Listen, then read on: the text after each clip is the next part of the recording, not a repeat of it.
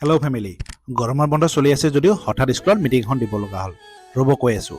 প্ৰথমতে যোৱা বছৰ A+ প্ৰাপ্ত ষ্টুডেণ্ট কেইজনৰ কাৰণে বিশেষ উপহাৰ লৈছোঁ। এইখিনি লৈ স্কুলৰ বুলি ওলালোঁ।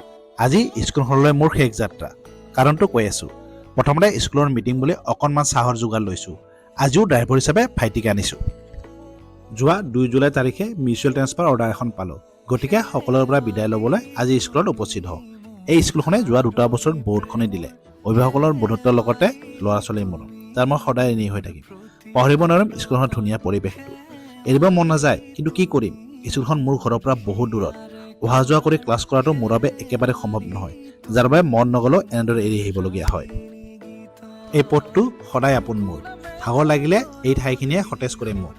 বহুত মিছ কৰিম ঠাইখিনিত। আজি মোৰ জীৱনৰ আন এটি অধ্যায় শেষ।